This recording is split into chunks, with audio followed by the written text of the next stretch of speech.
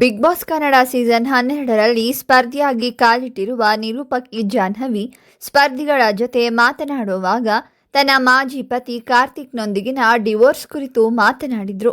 ಮುಂಚೆನೇ ನನ್ನ ಪತಿಗೆ ಬೇರೆ ಮದುವೆ ಆಗಿ ಮಗು ಇತ್ತು, ಡಿವೋರ್ಸ್ಗೆ ಇದೇ ಕಾರಣ ಅಂತ ಬಹಿರಂಗಪಡಿಸಿದ್ರು.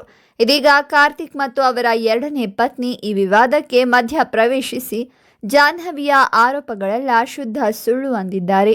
ಹಾಗಾದ್ರೆ ಅಸಲಿ ಸತ್ಯ ಏನು? ಜಾಹ್ನವಿ ಜೀವನದಲ್ಲಿ ನಡೆದಿದ್ದೇ ಬೇರೆ, ಬಿಗ್ ಬಾಸ್ ಮನೆಯಲ್ಲಿ ಹೇಳಿದ ಕಥೆ ಬೇರೆನಾ ಅಂತಿದ್ದಾರೆ ಮಾಜಿ ಪತಿ ಕಾರ್ತಿಕ್ ಮತ್ತು ಎರಡನೇ ಪತ್ನಿ. ಏನಿದು ವಿಚಾರ? ಸಂಪೂರ್ಣ ಮಾಹಿತಿಯನ್ನ ಈ ವಿಡಿಯೋದಲ್ಲಿ ಹೇಳ್ತೀವಿ ನೋಡಿ. ಅದಕ್ಕೂ ಮೊದಲು ನಮ್ಮ ಮಸ್ತ್ ಮೀಡಿಯಾ ಚಾನೆಲ್ಗೆ ಸಬ್ಸ್ಕ್ರೈಬ್ ಮಾಡಿ. ಮೊದಲಿಗೆ ಮಾತಾಡಿದ ಜಾಹ್ನವಿ ಮಾಜಿ ಪತಿ ಕಾರ್ತಿಕ್, ನಂದು ಮತ್ತು ಜಾಹ್ನವಿ ಅವರದ್ದು ಅರೇಂಜ್ಡ್ ಮ್ಯಾರೇಜ್. 2010ರಲ್ಲಿ ಜಾಹ್ನವಿ ಹಾಗೂ ನಮ್ಮ ಕುಟುಂಬದ ಭೇಟಿಯಾಯಿತು. 2011ರಲ್ಲಿ ಮದುವೆ ಆಗಿ 1 ವರ್ಷದಲ್ಲೇ ಗಂಡು ಮಗು ಆಯಿತು. ಮದುವೆಗೂ ಮುನ್ನ ಜಾಹ್ನವಿ ಓದುತ್ತಿದ್ದಳು. ಮಗು ಆದಮೇಲೆ ಜಾಹ್ನವಿಗೆ ಮೀಡಿಯಾದಲ್ಲಿ ಕೆಲಸ ಮಾಡು, ಸೀರಿಯಲ್ನಲ್ಲಿ ನಟಿಸೋದು ಬೇಡ ಅಂತ ಕಂಡೀಷನ್ ಹಾಕಿನೇ ನಾನು ಮದುವೆ ಆಗಿದ್ದೇನೆ. 2 ಕುಟುಂಬದವರ ಒಪ್ಪಿಗೆ ಪಡೆದು ನಾವು ಮದುವೆ ಆದವು. ಜಾಹ್ನವಿ ಕೆಲಸ ಮಾಡುವಾಗ ನಾನು ನನ್ನ ತಾಯಿ ಮಗುವನ್ನು ನೋಡಿಕೊಳ್ತಾ ಇದ್ದರು. ನನ್ನ ತಾಯಿ ಜಾಹ್ನವಿ ಮಧ್ಯೆ ಮನಸ್ತಾಪ ಬಂತು. ಹೀಗಾಗಿ ನಾನು ಜಾಹ್ನವಿ ಮಗನ ಜೊತೆ ಬೇರೆ ಮನೆ ಮಾಡಿದೆ. ಆಮೇಲೆ 2 ವರ್ಷ ಸಕಲೇಶ್ಪುರದಲ್ಲಿ ಮಗನನ್ನು ಓದಲು ಕಳಿಸಿದಳು. ಆಮೇಲೆ ಬಿಟ್ಟಿರೋಕ್ಕೆ ಆಗೋದಿಲ್ಲ ಅಂತ ಬೆಂಗಳೂರಿಗೆ ಕರೆಸಿಕೊಂಡಳು. ತಂದೆ ತಾಯಿಯನ್ನು ಬಿಟ್ಟು ನಾವು ಬಾಡಿಗೆ ಮನೆಗೆ ಶಿಫ್ಟ್ ಆದ್ವಿ. ಆಮೇಲೆ ಸ್ವಂತ ಮನೆ ಬೇಕು ಅಂತ ಜಾನು ಹಠ ಮಾಡಿದ್ಲು.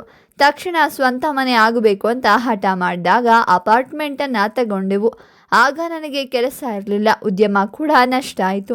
ತಂದೆ ಆಸ್ತಿ ತಗೊಳ್ಳೋದು ಬೇಡ ಅಂತ ನಾನು ಸ್ವಂತ ಮನೆ ಮಾರಿದ್ದೆ. ನನಗೆ ಆಗಿದ್ದ ಸಾಲವನ್ನು ಮ್ಯಾನೇಜ್ ಮಾಡೋದು ಕಷ್ಟ ಆಗಿತ್ತು. 1 ವರ್ಷದ ಕಾಲ ಜಾಹ್ನವಿನೇ EMI ಕಟ್ಟಿದ್ದಳು. ಜಾಹ್ನವಿ ಬೇರೆ ಪುರುಷರ ಜೊತೆ ಕಾಂಟ್ಯಾಕ್ಟ್ನಲ್ಲಿದ್ದಳು. ಅವಳು ಬೇರೆ ವ್ಯಕ್ತಿ ಜೊತೆ ಮಾತನಾಡಿದಾಗ ನಾನು ಕುಡಿದು ಹೊಡೆದಿದ್ದೇನೆ. ಇನ್ನೂ ವೈಯಕ್ತಿಕವಾಗಿ ಹೇಳಲು ಆಗೋದಿಲ್ಲ. ಯಾರೋ ಹೇಳಿದಳು ಅಂತ ಜಾಹ್ನವಿ ಮೇಲೆ ಅನುಮಾನ ಪಟ್ಟಿಲ್ಲ. ನಾನು ಜಾಹ್ನವಿ ಮಾಡಿರೋ ಕೆಲಸವನ್ನು ನೇರವಾಗಿ ನೋಡಿದ್ದೇನೆ. ಮನೆಗೆಂದು ಕೋಟಿ ಸಾಲ ಮಾಡಿ ಮನೆಯಲ್ಲಿ ನೆಮ್ಮದಿ ಇಲ್ಲ ಅಂದರೆ ಏನು ಮಾಡಬೇಕು? ಗಂಡನ ಬದಲು ಬೇರೆಯವರಿಗೆ ಆದ್ಯತೆ ಕೊಟ್ಟರೆ ಹೇಗೆ ಸಹಿಸಿಕೊಳ್ಳಬೇಕು ನಾನು? ನನ್ನ ಆದಾಯ ಚೆನ್ನಾಗಿದ್ದಾಗ ಅವಳು ಕೂಡ ಚೆನ್ನಾಗಿದ್ದಳು. ಆಮೇಲೆ ನನಗೆ ಕೆಲಸ ಇರಲಿಲ್ಲ, ಬೇರೆ ಉದ್ಯಮ ಕೂಡ ಹಾಳಾಗಿತ್ತು. ಆಗ ಜಾಹ್ನವಿ ಡೈವರ್ಟ್ ಆದಳು ಅಂತ ಅನಿಸತ್ತೆ. ನಾನು ಕೂಡ ಸ್ವಲ್ಪ ತಪ್ಪು ಮಾಡಿದ್ದೆ. ಅದನ್ನು ಜಾಹ್ನವಿ ಬಳಿ ಹೇಳಿಕೊಂಡಿದ್ದು, ಕ್ಷಮೆ ಕೂಡ ಕೇಳಿದೆ. ಆಮೇಲೆ 3-4 ದಿನಗಳ ಕಾಲ ಮಗನ ಜೊತೆ ಮನೆಗೆ ಬರಲಿಲ್ಲ. ನೀನು ಮನೆಯಲ್ಲಿದ್ದರೆ ಮನೆಗೆ ಬರೋದಿಲ್ಲ ಅಂತ ಹೇಳಿದ್ದಳು. ಅವಳು ಹೆಣ್ಣು, ಮಗ ಬೇರೆ ಇದ್ದಾನೆ ಅಂತ ಅಂದುಕೊಂಡು ಬಟ್ಟೆ ತಗೊಂಡು ಹೊರಗಡೆ ಬಂದೆ. 1.5 ವರ್ಷಗಳ ಕಾಲ ನಾನು ಮನೆಗೆ ಹೋಗಲಿಲ್ಲ.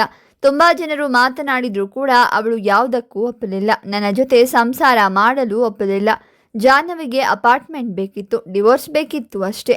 ಡಿವೋರ್ಸ್ ಆಗಿ 1 ವರ್ಷದ ಮೇಲಾಯಿತು. ಹೀಗಿದ್ರೂ ಅವಳು ನನ್ನ ತೇಜೋವಧೆ ಮಾಡ್ತಾ ಇದ್ದಾಳೆ. ಯಾರೋ ವ್ಯಕ್ತಿ ಜಾಹ್ನವಿ ವಿರುದ್ಧ ಎಲ್ಲ ಚಾನೆಲ್ಗಳಿಗೆ ಪತ್ರ ಬರೆದಿದ್ದ. ಆಮೇಲೆ ರವಿ ಬೆಳಗೆರೆ ಅವರ ಪೇಪರ್ನಲ್ಲಿ ಕೂಡ ಜಾಹ್ನವಿ ಅಸಲಿಯತ್ತಿನ ಬಗ್ಗೆ ಬಂದಿತ್ತು. ಅದನ್ನೆಲ್ಲ ನಾನು ಸಮರ್ಥಿಸಿಕೊಂಡೆ. ಜಾಹ್ನವಿ ನನಗೆ ಗಂಡನ ಸ್ಥಾನ ಕೊಟ್ಟಿಲ್ಲ. ಅವಳದ್ದು ತುಂಬ ತಪ್ಪಿದ್ದಾಗ ನಾನು ಹೇಗೆ ಕ್ಷಮಿಸಲಿ?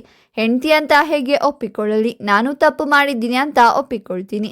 ಯಾವ ಪುರುಷನೂ ಕೂಡ ತಪ್ಪು ಮಾಡಿದ್ದೀನಿ ಅಂತ ಒಪ್ಪಿಕೊಳ್ಳಲ್ಲ. ಆದರೆ ನಾನು ಒಪ್ಪಿಕೊಳ್ತಾ ಇದ್ದೀನಿ. ಡಿವೋರ್ಸ್ ಆದಮೇಲೆ ನಾನು ಬೇರೆ ಮದುವೆ ಆದೆ. ಈಗ ನನ್ನ ಮಗಳಿಗೆ 10 ತಿಂಗಳು. ಅವಳು ಹೇಳೋ ಪ್ರಕಾರ ನನಗೆ ಮದುವೆ ಆಗಿ ಮಗಳು ಹುಟ್ಟಿ 2.5 ವರ್ಷ ಆಗಬೇಕಿತ್ತು.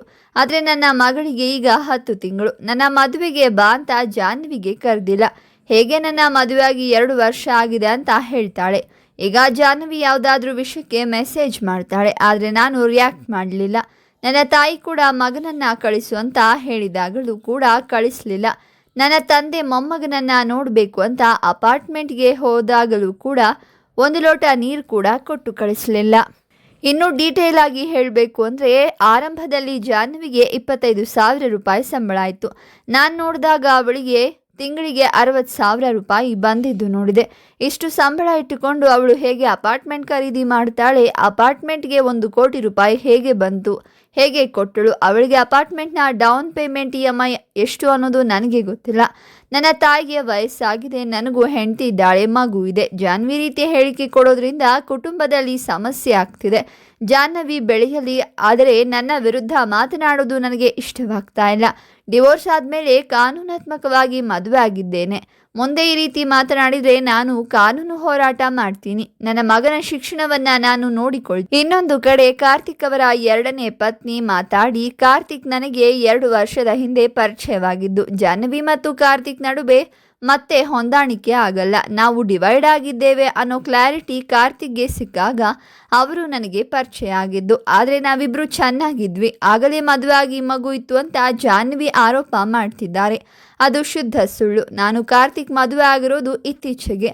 ಜಾಹ್ನವಿ ಮತ್ತು ಕಾರ್ತಿಕ್ ಡಿವೈಡ್ ಆಗಿ 4 ವರ್ಷಗಳಾಗ್ತಾ ಇದೆ. ಡಿವೋರ್ಸ್ ಆದ ಮುಂದಿನ ತಿಂಗಳಲ್ಲಿ ನಾವು ಮದುವೆ ಆಗಿದ್ದು. ನನಗೆ 9 ತಿಂಗಳು ಮಗಳಿದ್ದಾಳೆ. ಅವರಿಬ್ಬರು ಜೊತೆಗೆ ಇದ್ದಾಗಲೇ ನಾವು ಮದುವೆ ಆಗಿದ್ದೀವಿ. ಆಗಲೇ ಸಂಬಂಧ ಆಯಿತು, ಮಗು ಇದೆ ಅಂತ ಜಾಹ್ನವಿ ಹೇಗೆ ಹೇಳ್ತಿದ್ದಾರೆ ಅನ್ನೋದು ನನಗೆ ಗೊತ್ತಿಲ್ಲ. ಆದರೆ ಇದರಿಂದ ನಮಗೆ ತುಂಬ ಡ್ಯಾಮೇಜ್ ಆಗ್ತಾ ಇದೆ. ನಮ್ಮದು ಒಂದು ರೀತಿ ಅರೇಂಜ್ಡ್ ಮ್ಯಾರೇಜ್ ಆಗಿರೋದು. ನನ್ನ ಕಡೆಯಿಂದ ಪರಿಚಯ ಆಗಿರಬಹುದು, ಆದರೆ ತಂದೆ ತಾಯಿಯನ್ನು ಒಪ್ಪಿಸಿ ನಾವು ಮದುವೆ ಆಗಿರೋದು. ಜಾಹ್ನವಿ ಅವರು ಹೇಳಿರೋದು ಕೇಳಿ ನನಗೆ ಡಿಸ್ಟರ್ಬ್ ಆಯಿತು. ಅವರಿಬ್ಬರ ಮಧ್ಯೆ ಮನಸ್ತಾಪ ಬಂದಿದ್ಯಾಕೆ ಅನ್ನೋ ವಿಚಾರ ನನಗೆ ಫುಲ್ ಆಗಿ ಗೊತ್ತಿದೆ. ಆದರೆ ಅದರಲ್ಲಿ ನನ್ನ ಪಾತ್ರ ಚೂರು ಇಲ್ಲ. ನಾನು ಅವರ ಸಂಸಾರದಲ್ಲಿ ಹುಳಿ ಹಿಂಡಿಲ್ಲ. ನನ್ನ ವಿಚಾರಕ್ಕೆ ಅವರು ಬೇರೆ ಬೇರೆ ಆಗಿರೋದಲ್ಲ. ಆದರೆ ಬಿಗ್ ಬಾಸ್ನಲ್ಲಿ ಅವರಿಗೆ ಮದುವೆ ಆಗಿ ಮಗು ಇದೆ, ಆ ಕಾರಣಕ್ಕೆ ನಮ್ಮಿಬ್ಬರ ಮಧ್ಯೆ ಡಿವೋರ್ಸ್ ಆಯಿತು ಅಂತ ಜಾಹ್ನವಿ ಹೇಳಿದ್ದಾರೆ. ಅದು ಶುದ್ಧ ಸುಳ್ಳು. ನಾನು ಒಂದು ಹೆಣ್ಣಾಗಿ ಹೇಳೋದು, ಈಗ ಒಂದು ವ್ಯಕ್ತಿ ಕುಡಿದು ಹೊಡಿತಾನೆ ಅಂತಂದರೆ ಹೆಂಡತಿಯಾದವಳು ಏನಾದರೂ ತಪ್ಪು ಮಾಡಿರಬೇಕು. ಏನೂ ತಪ್ಪಿರದೆ ಯಾಕೆ ಹೊಡಿತಾರೆ ಅಂತ ಪ್ರಶ್ನೆ ಮಾಡಿದ್ದಾರೆ ಕಾರ್ತಿಕ್ ಅವರ 2ನೇ ಪತ್ನಿ. ಎದುರಿಗೆ ಬರದೆ ಅವರು ಕಾರ್ತಿಕ್ ಅವರ ಪತ್ನಿ ಫೋನ್ ಮುಖಾಂತರ ಕ್ಲಾರಿಟಿ ಕೊಟ್ಟಿದ್ದಾರೆ ಮೀಡಿಯಾಗಳಿಗೆ. ಈ ಬಗ್ಗೆ ನಿಮ್ಮ ಅನಿಸಿಕೆಗಳನ್ನು ಕಮೆಂಟ್ ಮಾಡಿ, ಹಾಗೆ ವಿಡಿಯೋವನ್ನು ಲೈಕ್ ಮಾಡಿ, ಶೇರ್ ಮಾಡಿ ಮತ್ತು ಬಿಗ್ ಬಾಸ್ ಡೈಲಿ ಅಪ್ಡೇಟ್ಸ್ಗಾಗಿ ನಮ್ಮ ಚಾನಲನ್ನು ಸಬ್ಸ್ಕ್ರೈಬ್ ಮಾಡಿ.